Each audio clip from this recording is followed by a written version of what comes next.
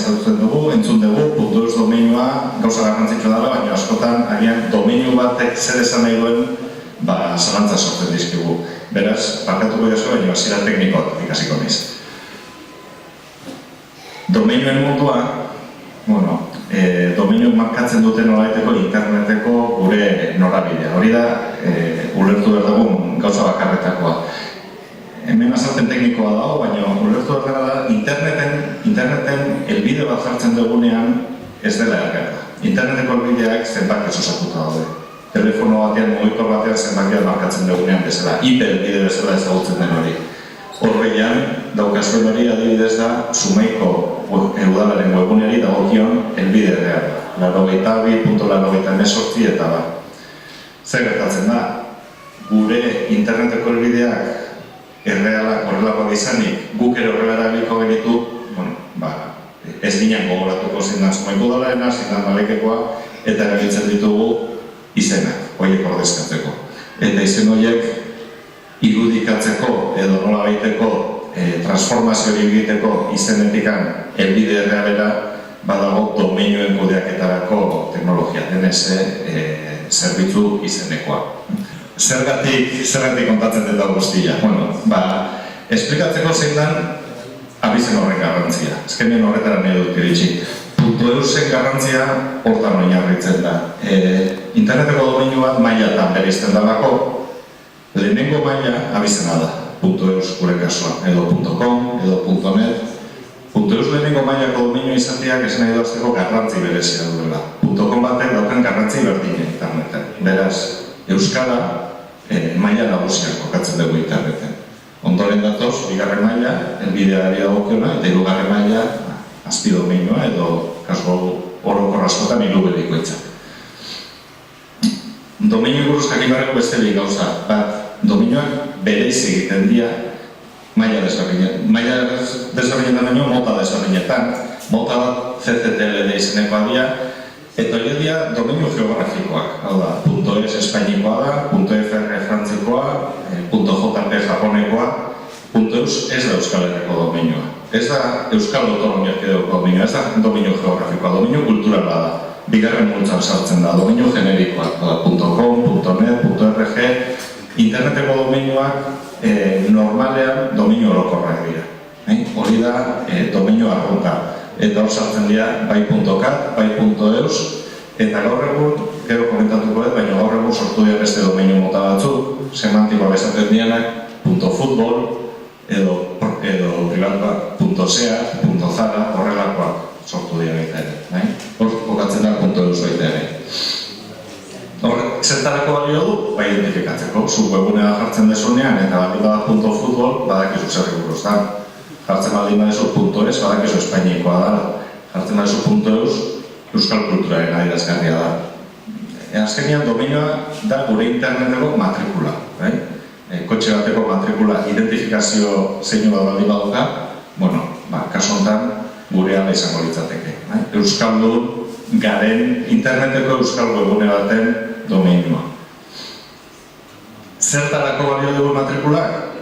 Begira, datu batzuk, interneten momentu honetan eta urtarriko datua da, munduan baldin badaude 7.000 milioi pertsona, horietatik 3.000 milioi interneten aritzen dira, eta sare sozialetan 2.000 milioi. Internetera jota, hemen daude datuak, baina Europan adibidez interneteko erabiltzaileek 180 dira. Hor, zure burua kokatzea, identifikatzea, zer zaren esatea garrantzitsua da. Detaita sartu daitezke, Espainian 1,52, Frantzian 1,83, baina azkenean .com batek ikuten bazten mundutik, etzaira hain garbi kokatzen. .eusak beste adierazgarri dauka. Eta hor kokatzen da .eus. Hori da .eus izatearen lehen mailako domeinu horren abizen horren garrantzia. Hau da, interneteko helbide munduan kokatzen zaituen puntu badalako. Eta baina esplikatuko izo esan da .eus. Nahi nun sarrera hori egin ulertzeko pixka domeinuen garrantzia hau interneten ze nora eronaten gaituen. .eus esan dutena. .eus ez da domeinu geografiko bat, ez da gokio lurralde bati, hizkuntza eta kulturari dago. Gure kasuan, Euskal hizkuntza eta kulturaren komunitatearen adierazgarria da. Komunitate bat adierazi nahi du, dagoentakoen dagoela. Euskal Herrian dagoela edo Euskal Herritik kanpo dagoela. Dominio honek komunitate kultural hori babestu eta txapel horren menpe sustatu, indartu, kohesionatu eta bultzatzea du helburu. Azkenean, zaberdina.comaren itxaso zabal horretan webguneak zabalduta egotea edo webguneak .eus baten menpe babestuta egotea. Beste pixu bat hartzen du eta beste garrantzi bat hartzen du. Interneten bereiztu egiten gaitu. Ze bereizgarri dauka horretarako .eus izateko. Webgune batek .eus izateko zer izan behar du. Bueno, guk bi baldintza jartzen ditugu. .com izateko edo beste dozein bide izateko ez daukazu baldintzari. Internetera jotzen duzu, erosten duzu eta zurea da. .eus izateak baldu berezitasun bat, Euskal Komunitatearen partezea. Ondorioz, bi baldintzaritako bat bete behar duzu. Batetik, zure webgunean edukiren bat euskaraz egotea. Ez da beharrez, 100% euskaraz egotea. Nahiko da, zati bat egotea euskaraz. Eta euskararik ez baldin badu zure webgunean, euskal kultura hitz egin behar du. Adierazgarri zabalenean. Bi kasuetan oso modu zabalean jokatzen dugu. Gu esaten dugu .eusa domeinu inklusiboa dela. Jendean barneratu nahi dugula domeinua. Norberak ikusi behar dugula bere helburua domeinuan kokatuta. Adibide jartzagatik, euskarazko eduki esanguratsua erlatiboak dira. Euskarazko eduki esanguratsua, adibidez, Katalunian kontatzen zaten kasu bat, .caterekin, bazeula webgune bat, hitz bakarra, zeukana katalanez. Baina .cat zan. Hitz bakar hori fotografo zan. Argazkilari baten webgunea zan, argazki sosatuta zan, baina domeinu horretan edo webgune horretan zen hitz bakarra hoxe zan, argazkilariaren egin duzuna, fotografo. Ez zeun beste hitz. Eguneko katalanez zeon hitz bakarrarekin. Beste kasu batean, egunkari batean hitz bakarra ezin da onartu, baina horrelako kasu batean, bai. Euskararik ez duen kasutan, euskal kultura zeritzeak zer esan nahi du. Gure kasuan ere nahiko zabal jokatzen dugu. El País egunkaria.eus da, nahiz eta euskararik ez daukan, baina El Paísek euskal kultura hitz egiten du. Bernardo Atxagarri elkarrizketaren bat egiko dio, Ruper Ordolikaren diskolatez hitz egiten du, baditu atalak euskal kultura hitz egiten duna. Instagram sare soziala .eus da. Instagram argazki osatutako sare soziala da. Ez dauka edukirik euskeraz, baina argazki horietan euskal komunitateak fijatzen da, euskal kulturak buruzko argazkiak daude, komentarioak euskeraz badaude. Guk ahalegin egiten dugu hori guztia .eus domenioen barruan bere burua kokatuta ikusten daute. .eus direla usten daute eta euskal komunitateen parte usten daute, guk onartzen ditugu eta gure lana da horietan euskerak presentzia hartzen hastea. Beraz, modu inklusiboan zabal jokatzen dugu. Zein da .eusen lana, berez, .eus fundazioaren lana. Jende asko gusten dugu domeinua saltzea dedikatzen gara, eta ez da egia, guk ez dugu domeinua saltzen. Guk domeinua kudeatu egiten dugu. Haikan da mundu honetan interneten domeinuak eta .com.net guztiak kudeatzeaz arduratzen dana, beak markatzen ditu joko arauak eta beak ematen ditu lizentziak .eus edo beste dozen domeinu kudeatzeko. Guk, gure kasuan, .eus domeinua kudeatzeko baimena lortu genuen eta guk ematen dugu lizentzia erregistratzaileei, edo zen interneteko domeinuen saltzaile diren horiei .eusa ere saltzeko. Badira erregistratzaile munduan, Euskal Herrian badera ere ez, zoritxarrez, baina, dago demen Bartzelonan Zeremon, Nominaldia, Arsis Logroñon, edo Estatu Batuetan, Singapurren, horiek guztiekin hitzarmenak egiten ditugu eta .eusa saldu dezaten lizentzia ematen dugu. Baina lizentzia emateaz gain, ahalegintzen gara sustatzen, hau da. Haientzat berdin dio, .eus saldu edo .com saldu. Gu ahalegintzen gana da, .eusa saldu dezaten, Euskal Herria promozionatu dezaten, garrantzia eman diezaioten. Eta aldi beste motorrean daudenak, erregistratzaileekin, ahalegintzen gara domeinua sustatzen, komunikatzen, ezagutzen ematen, laguntzen, .eus domeinua erabili dezaten eta zabalkundea eman dio zeuken. Gure lana beraz da domenioen sustapena, horretara dedikatzen dira. Hori da .eus fundazioaren zeregina. Proiektu 2007an jaiotzen da. 2007 bitartean interneteko mundutan egoera kurioso bat zegoen. Lehen epatu izkizuetan domenio geografikoiek horrelako berrondapiko zeuden, herrialde bakoitzak bere zeukarako. Domenio generikotan ordean oso gutxi zeuden, 20 piko. .com, .net, .rg, eta urte askotan horrela izan da. 2006 amaieran ordea, Katalan batek, Amadeo Abril, eta Katalunian sortutako .cat elkartearen inguruko mugimendu batek, konbentzitu zonaikan, domenio geografikoa ezin bazan izan ere, Katalanaren domenioa sortzeko. Hizkuntzarena, kulturarena, komunitate baten domenioa. Lehenengo aldiz munduan domenio hori sortuko da. Ordura arte munduan ez zen horrelako domenio hori sortu. Hori sortzearekin batea, mugimenduak sortzen dira, beste Euskal Herrian, guk ere gure domenioa lortzeko. Horren aurrean, Aikanek esaten du, honen inguruan pentsatu behar da, horrein ezin dugu hemen pelota zabaldu mundu guztiarentzat. Eta domenio berriak sortzearen prozesua blokeatzen dute 2011 arte. Bitarte hortan, hemen mugimendua sortzen da, .eus elkartea sortzen da, horren inguruan firme abeiketak egiten dira, elkarteak, erakundeak elkartzen dira, eta Aikani orkeste zaio 2011an proposamena. Proposamen hori 2011an onartzen du, eta 2014an iaz paperilean sortzen daia lehen .eus webgunea.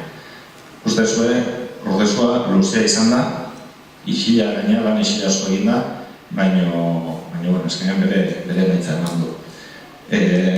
Detaile asko ez dizu emango, baina ondoren ere urratz batzu protokolo bat zegoen markatuta. Apirilean lehenengo .eus webgunea jarri genuen sarean, eta momentu hortan aitzindaria fasea zabaldu zen. Hau da, 3 fasetan abiatu da domenioa. 3 fasetan abiatzeak badu arrazoi bat. Zuk interneteko domenioa zabaltzen baduzu edozeinentzat, pirata asko sartzen daizu. Sartzen da pirata bat, erosten ditu izen nagusiak, erosten du Eroski, Euskaltel, udaletzakoak, eta gero rebeta bat egiten du. Domenioak azkenean iristen da lehenengoak izaitez zaizkiolako.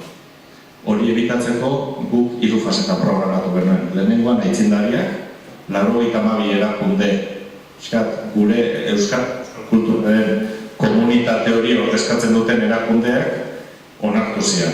Lehenengo urrats komunikatibo bezala. Eta ondoren, irailetik hasita azaroa bukaera arte, zabaltzen dugu domenio eskaerak, baina ez genion inori ematen. Eskaera guztiak jaso eta protokolo baten baitan erabakitzen genuen nori eman. Hau da, Zumaia.eus eskatu zezaken udalak, baleikek, Zumaiako koruak edo danadakoak. Gero guk, bagenokan izendatuta, zein egin lehentasun mailaren arabera zegokion izen bat bati edo beste egin ematea. Horrekin egitatu nahi genuen lapurretak egotea, eta horrela iritsi ginen abenduaren 3.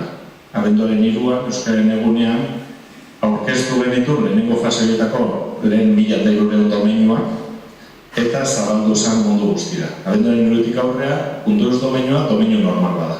.com, .net, beste osin bezala funtzionatzen du, baina beti ere esaten dugu normala bere anormalidadean. Hau da, .eusek izaera propio den domenioa dara. Norentzako da, guztiotzat. Euskala eta euskal kulturaren domenio izateak ez du esan nahi euskal bitzaren domenio danikan edo kultura realitzen direnentzat bakarri daunikan pentsatuta. .eus domenioan enpresak daude, normanakoak daude, erakundeak daude, kirol elkartea daude, era guztietako erakundeak daude. Eta gure ustez euskal jendarte guztiak izan behar duzela. Azkenean, .eus domenioak erreflejatu nahi du euskal jendartearen aniztasun oso. Hori da izan nahi duena. .eus edo norentzako den domenioa dela, baina balio berezi bat den domenioa dela. Komunitate bati balio bat ekartzen dio domenio bat dela. Zenbaldaren, momentu honetan 3.000 domenio daude .eus txapelorren baitan, eta datu horrekin badaukagu horrelako eztabaida bat. Erakusten dagoenean asko esaten dute. Abenduan zabaldu zen 3.000 asko da. Nik ez dakit esaten asko da, gutxi da, edo zer da. Ez dakidalako zenbat webgune dauden euskeraz, ez dakit zenbat webgune dauden Euskal Herrian, ez dakit zenbat.com dauden, zenbat.com diren euskeraz, ez gara gai esateko .eusen penetrazioa zenbatekoa da eta zenbatekoa izan beharko litzateke. Horretaz ere, hausnarketa badaukagu eta badaukagu asmoa hori aztertzeko. Jakiteko, gai izateko .eus arrakastatxoa da, mugitzen ditugu kopuruekin, beste kopuru batzutara joan beharko inateke edo helburuak finkatuan izateko. Bitartean, egiten ari garena da, dauzkagun datuak aztertu. Nongoak dien domeinuak, lehen aipatu dizuet, .eus ez da domeinu geografiko bat. Momentu honetan ditugun 3.000 domeinuetatik 180 Euskal Herrikoa da. Beste 180 kanpokoa da, eta kanpokoa da Espainia, Frantzia edo mundu zabalekoa. Baina Euskal Herrira begiratuta, dagoeneko ikusten dugu desoreka badaula. Honetaz seguru belenek, ni baino hobeto hitz egin dezake, baina nik horrela ikusita grafika hori impresio ematen dit Euskal Herriaren banaketa linguistiko bat dagoela hor kokatuta, ez demografikoa. Hau da, Gipuzkoak pisu handi hartzen du, Bizkaiak zerbait gutxiago, eta Araba, Nafarroa, iparraldea murriztu egiten da. Badaude domeinuak autonomia erkidegoari dagozkionak, Eusko Jaurlaritza, Osakidetza, horrelakoak, edo Euskal Herria mailakoa direnak, korrika bezalakoak, baina Euskal Herriaren ikuspegi demografikoa hartzen badugu, Bizkaiak pixu gehiago izan beharko luke, Gipuzkoak zerbait gutxiago, eta tarte horren banaketa beste bat beharko luke. Lehen esan dizuet, gure lana sustapen lana da, domeinuaren zabalkundea. Momentu honetan, lana egiten nahi batez ere iparraldean, Nafarroa, Bizkaia, desoreka horiek konpondu nahian. Domeinuaren oreka territoriala nahi dugu lortu. Nolakoak garen, beste azterketa bada, eta argazki hau orekatua bada. Lehen epatu dut, ez da Euskara eta Euskalgintza, kulturgintzako erakunde dagokien domeinu etxuat. Euskal jendarte guztia irudikatu nahi dugu. Hemen ikusten da, enpresek pixo hori daukate. 3.000 domeinu baldin baditugu, 1.000 enpresei dagozkie. Erakunde publikoek ere badute nire pixoa udalak, diputazioak, Jaurlaritza, baina abanikoa niko zabala da. Euskara eta kultura eta hezkuntzak pixoa dauka, normanakoek badute presentzia, bestelako erakundeetan alderdi politiko, sindikato, horrelako erakundeak aurkitu ditzakegu, komunikabideak eguneko lagodakete eta kirol erakundeak ere badaude. Beraz, bai hor badago beste ikuspegi, orekatuago bat.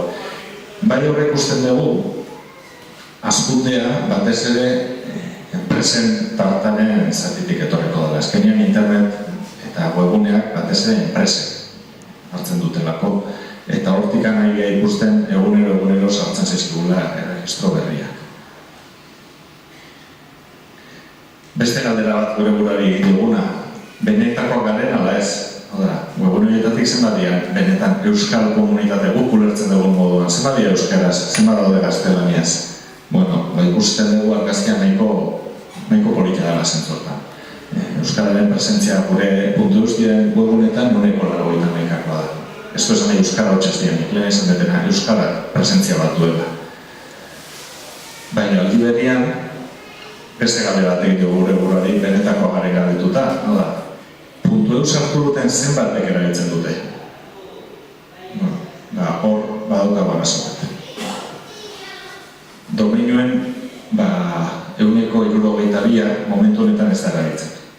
Hau da, .eus erosi bai, baina kongeladorean daukate. Ez dute martxan jarri. Jarraitzen dute bere lenoko.com, .net eta dana darakoarekin. Guk badaukagu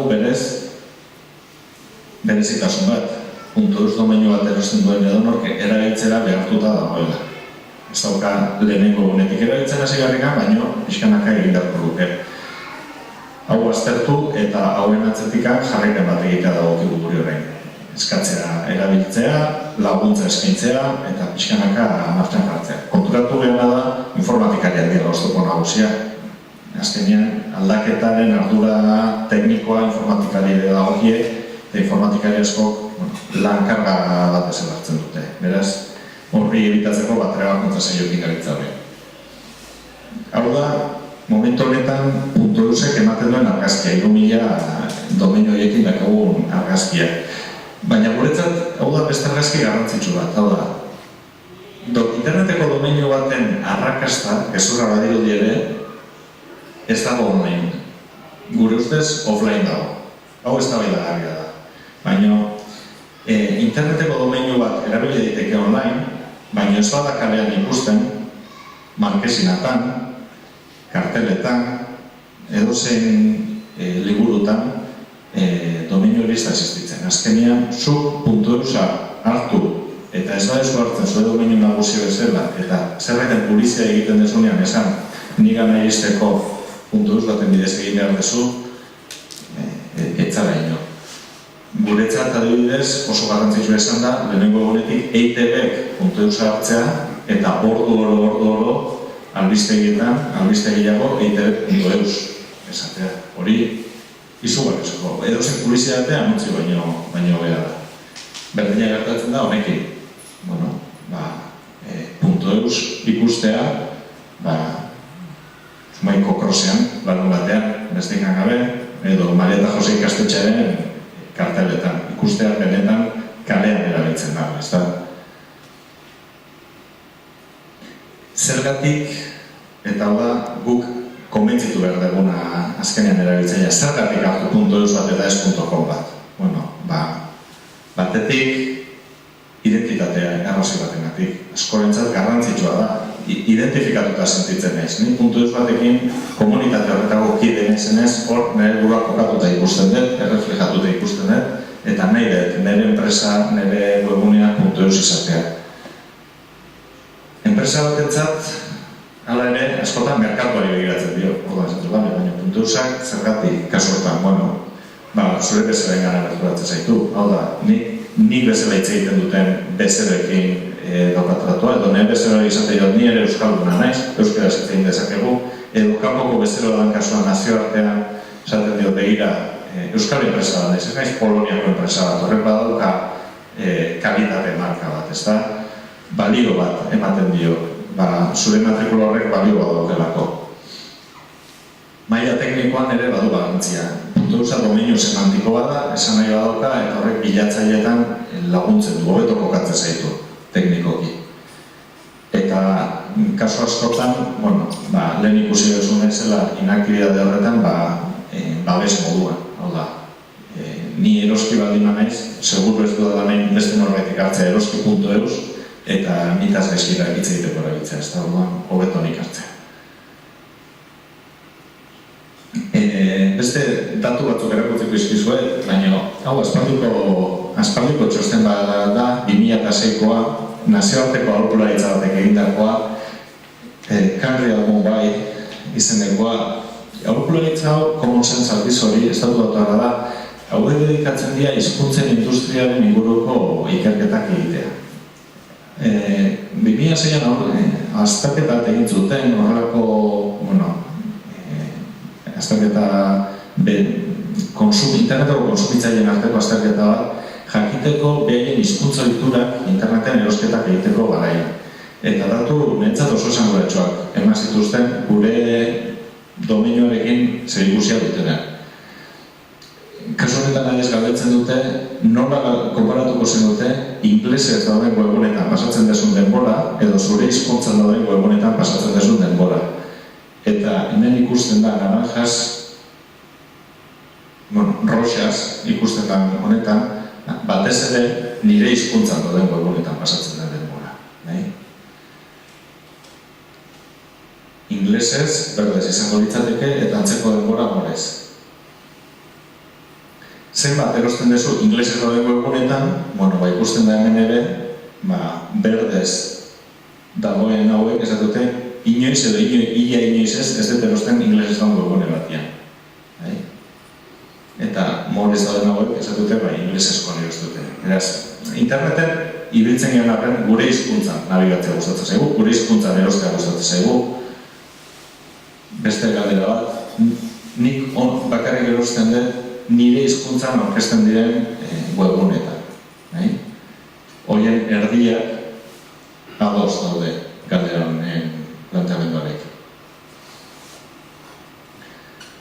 ikusten da, aurreko horiekin adierazten dena hoxe da, nahiz eta ingles jakitunak izan, edo beste hizkuntza batzuk ezagutu norrei gustatzen zaio bere hizkuntza nagusian informazioa ikusi, interneten nabigatu gure hizkuntzan eta beste konfiantza batekin ibil, ezta?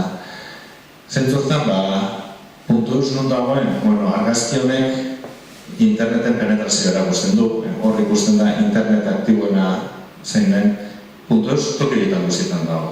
Guk ez ditugu enbajadak zabaldu behar, ez ditugu enbajadak fisikoak behar. Puntu batekin, hor agertzen dian puntu guztietara iristen zara. Etxe guztietara, mugikorretara, edozein tokitara.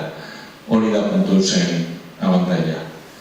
Bukatzeko, lehen ipatu dizuet, 3.000 domeinu ditugu, baina ez gara gai esateko hori puntu kasuan arrakasta badan, frakaso badan edo zer da. Gure aurtengo proiektu nagusia puntu behatokia deitu dugu eta 3 aldatzetan oinarritzen da. Lehenengoa domeinu beraien monitorizazioa, hau da. Momentu honetan, erregistratzen diren puntu domeinuak nolakoak diren jakitea. Horrentxe erakutzi duzua da argazkia. Nolakoak diren, nolakoak diren, ze webgune portzentai, ze euskera portzentai dago webgune horietan, zenbatek badute euskera, gutxi gehiago, ze euskera maila ezagutzea eta zendan evoluzioa. Hortik aurrea, merkatuaren azterketa bat ere egin dugu. Zenbat.com daude Euskal Herrian, zenbat.net, zein da .eusen presentzia beste domeinu horiekin konparatuta. Eta gaina, ze euskara maila dago webgune horietan. Eta azkenik, euskara beraren egoera jakin nahi dugu. Askotan entzun dugu euskara oso osasuntzu dago interneten. Hori entzuten denean harritu egiten naiz. Wikipedian ez da gizen posizioa daukagu, Twitterren ez da gizen bateko posizioa. Baina datu horiek ez dago datu horietarako iturri jakinik. Wikipediaren posizioa, badakigu 400.000 artikulu daudela Wikipedian. Ze kalitateko artikula, ze eduki maila dute artikulu horiek. Artikulu horietako asko automatiko bizortua dira, datu geografiko batzuekin, nola konparatzen dezu hori beste hizkuntza datukin. Hori dana aztertu nahi dugu. Jakin dugu zenbat webgune dauden euskeraz interneten, hori ez dakigu. Hori nintzen, baina jakin dugu zenbat webgune dauden euskeraz, ze euskera portzentai maila dagoen webgune horietan. Sare sozialetan nola erabiltzen da? Erabiltzen dugu komunikatzeko euskara, beste hizkuntza baten erabiltzen dugu nagusitu. Hori guztia aztertu nahi dugu eta hori da .eus behatoki honen, blokeatu zaiten honen funtzioa. Eta azkenik, nola goaz, guk esaten dugu .eus tresna badala. Euskara interneten bultzatzeko tresna badala. .eus ez da fundazioen helburu, .eus gure tresna da. Eta tresna horrekin edozitokita iritsi gaitezke. Koete bat bezala da, eta koete horrekin interneten mundu zabalera iristea da gure helburua. Eta horrekin gu bakarrik ez, euskara eta euskal hizkuntzaren komunitate osoa elkarrekin. Hoixe da .eusek eskaintzen diguna. Eta printzipioz nik besteik ez. Hoixe.